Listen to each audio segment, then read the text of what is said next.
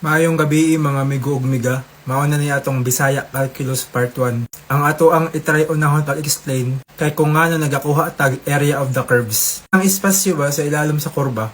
Di ba kasagaran kung naatay mga quiz og exam kana man ang pangutan-on o tudloan ta mo ngano ing ana na siya. Kung ato gid ni sumahon ang kanang area under the curves or espasyo sa ilalim sa kurba, igo ra ka ana nagbana-bana. Sa English pa naga-estimate ra ka ba estimate? Ano estimate man, mao ni explain ako Kanano natay rectangle, natay height kataason, napod tay width iyang kalapadon.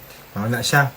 Unya sa calculus ang imong ginapangita dili ra man rectangle, ang imong ginapangita dira abadi kay mga kurba, naa siya mga pataas, pababa, mura siya kanang balod ba, di ba? Curves. Sa tuwa pa dili ka pwede mo gamit og rectangle lang.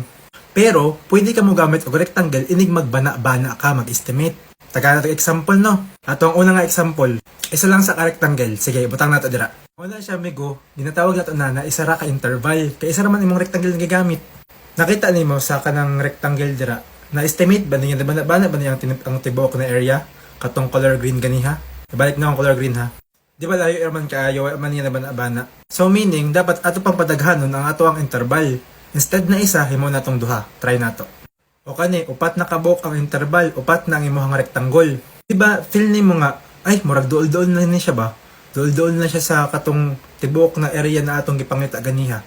Pero kulang gihapon, so ato aba ng patasan. Oh, mao na ni, daghan na kayo kag rektanggel, pila na ni kabuok. Asa mga more than 10.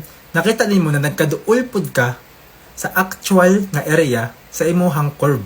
Meaning, mas nagkadaghan imong interval, kagamay imong rectangle, di ba? Ganiha daw kay rectangle, tas nagkagamay ka nagkadaghan man. Mas moduol ta sa tinuod gyud nga kantidad sa ato ang area, di ba? O diri, mas ato pang gipadaghan na siya sa mga 50 o 80 guro ka buok. Di ba? Mas duol na gid siya sa tinuod nga kurba na kantidad. O kung ato aning ibutang na dili na nimo maihap kung pila, infinity na dili na maihap.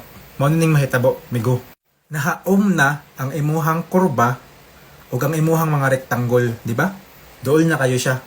Bali, maugid ni siya ang tumong sa imuhang area under the curve. Nagabutang ka og daghan kay nga rectangle kay para lagi imong mabana-bana ang tinuod na kantidad sa imuhang area. Karon ato nga explain ang calculus na formula ani. Di ba ganiha nagisgot rectangle para sa ko rectangle lagi ni tanan. Ma-visualize ra na ko siya sa rectangle. Awa. Na kay fx, na kay dx. So unsa na siya? Asa na siya gikan? Imagine na god katong rectangle na himog gibuhat ganiha. Ang iyahang length mao ng fx kay mao man na ang equation sa imuhang graph. So siya ang fx. At the same time, ang width sa imong rectangle mao na ang dx. So kung balikan nimo sa imong calculus na klase, nahimo siyang dx kay tungod very small change naman, di ba? Dili siya big change, very small change na infinite na. Infinitely small na siya. Gamay kayo siya bay. Atong balikan na para makita nimo na gamay kayo siya. Kita ka ng mga blue, mao na siya ang dx nimo. Murag isa ra ka strip nga gamay kaayo, mao na siya nga infinitely small siya. Again, rectangle ra ni siya, promise kung imo nang imagine ing ani. Na kay length na f of x na naapod kay width nga d of x. Syempre kung i-times nimo ang length of width, unsa may makuha nimo, di ba? Area.